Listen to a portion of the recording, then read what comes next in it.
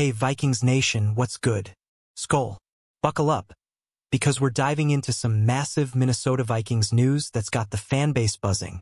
The 2025 NFL draft class is starting to lock in, with 4 of our 5 picks officially signing their rookie deals. But plot twist, one big name is still holding out.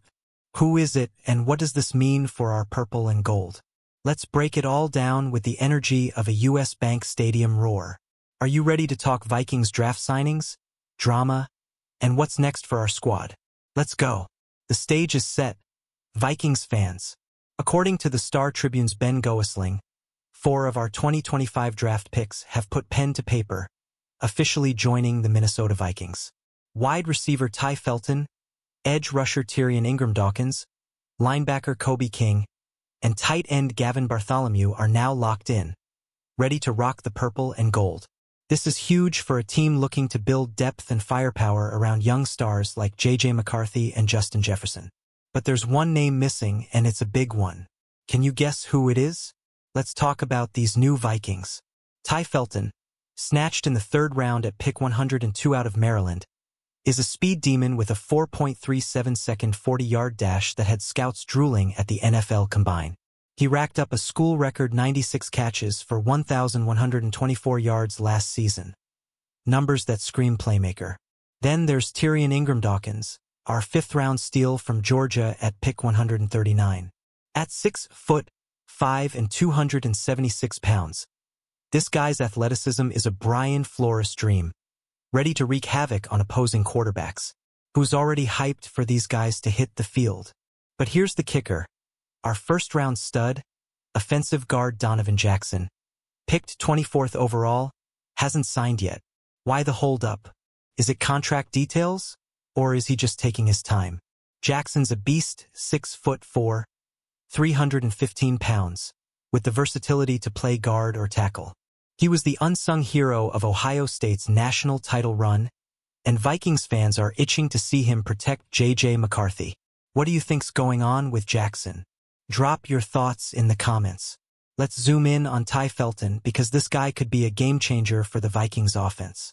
Coming out of Maryland, Felton wasn't just a receiver, he was a record-breaker. His 96 receptions last season led the Terrapins and earned him first-team All-Big Ten honors. Imagine him lining up alongside Justin Jefferson and Jordan Addison, stretching defenses thin with his blazing speed. The Vikings saw something special in him at pick 102, and it's not hard to see why. Felton's not just a deep threat. His 4.37 40-yard dash and 39.5-inch vertical jump scream explosiveness, but he's also got the hands to make tough catches in traffic. Vikings GM Kwesi Adofo-Mensah called him a culture fit, with the competitiveness to thrive in Kevin O'Connell's system. Could Felton be the missing piece to make our passing game unstoppable? Or does he need to bulk up to handle NFL corners? Let's hear your take. Vikings Nation. The signing of Felton is a statement. The Vikings are loading up on weapons for J.J. McCarthy. With Jefferson and Addison already in the mix, Felton could slide into the slot or play outside, giving defenses nightmares. But here's a question. Do you think Felton's ready to make an immediate impact? Or will he need a year to develop? Hit the comments and let's debate. Now, let's talk about Tyrion Ingram-Dawkins, the Georgia Bulldog turned Viking. Drafted in the 5th round at 139, this dude is a 6'5", 276-pound freak of nature. His 4.86-second 40-yard dash and a 4.34-second short shuttle at the Combine had Brian Flores grinning ear to ear. Why? Because Flores loves versatile defenders who can line up anywhere on the line, and Ingram-Dawkins fits that mold perfectly. Last season at Georgia, Ingram-Dawkins notched 17 tackles, 8 tackles for loss, and 3 sacks, showing he can disrupt both the run and pass game. He's raw, sure, but the Vikings see untapped potential.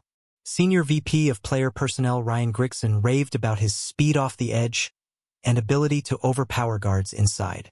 With mentors like Jonathan Allen and Javon Hargrave, could this kid become a star?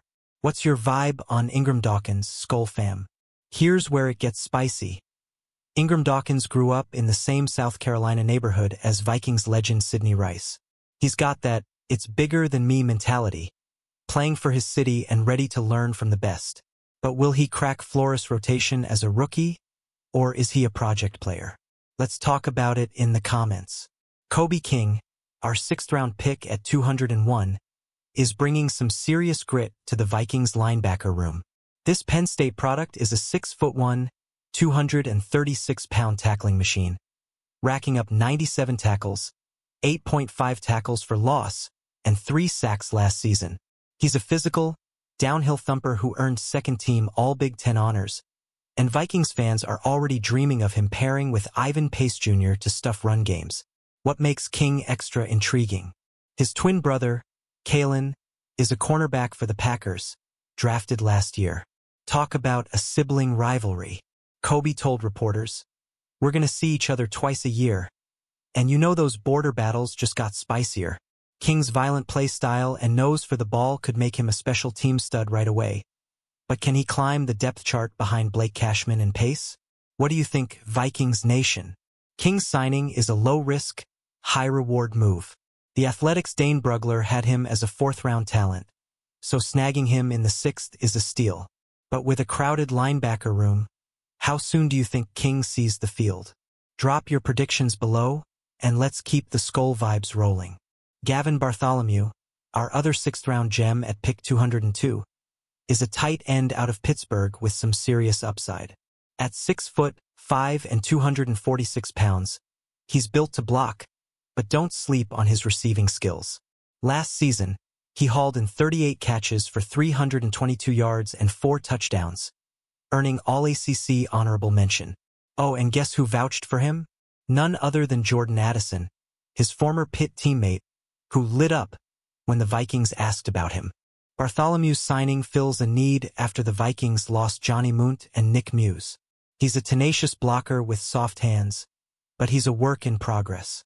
GM Kwesi Adofo-Mensah loved Addison's endorsement, saying it sealed the deal. Could Bartholomew push Josh Oliver for the backup tight end spot behind TJ Hawkinson? Or is he destined for the practice squad? What's your gut telling you, Skull fans? Here's a fun tidbit. Bartholomew ran a 4.7-second 40 at the Combine, grading as one of the most athletic tight ends in his class. With O'Connell's love for 2 tight end sets, he could carve out a role sooner than we think. But will he be a rookie surprise, or does he need time to develop? Let's hear your thoughts in the comments. Now, let's address the elephant in the room. Donovan Jackson.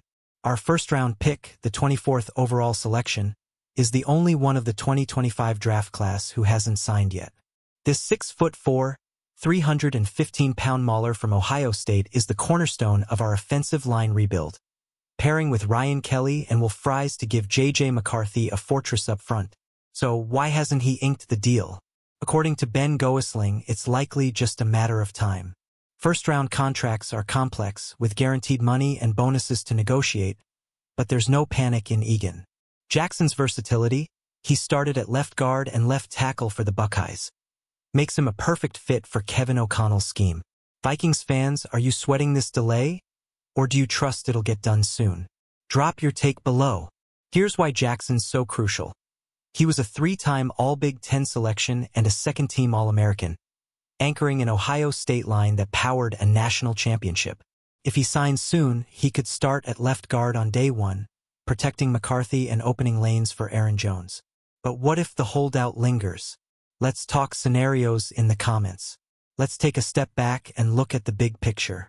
The Vikings entered the 2025 draft with just 4 picks, tied for the smallest class in franchise history, but they turned it into 5 with some savvy trades.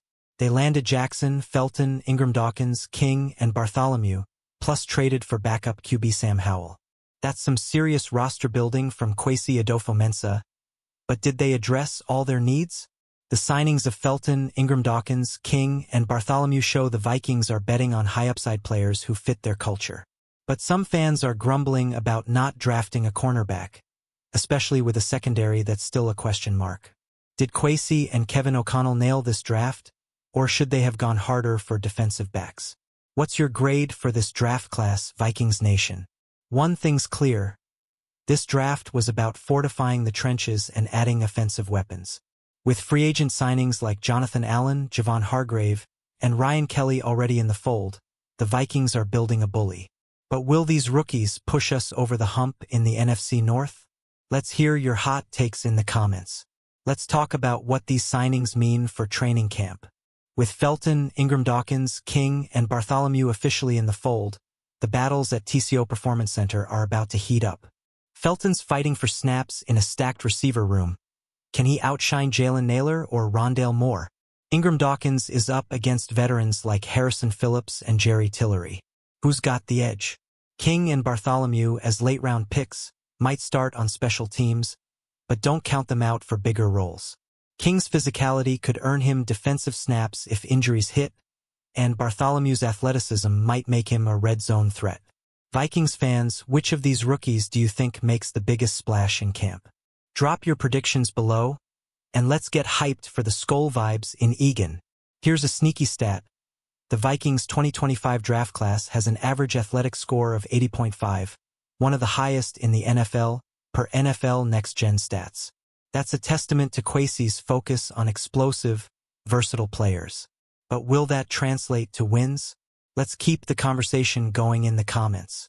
What's next for Donovan Jackson and the Vikings? While we wait for his signature, the team's already shifting focus to rookie minicamp and OTAs.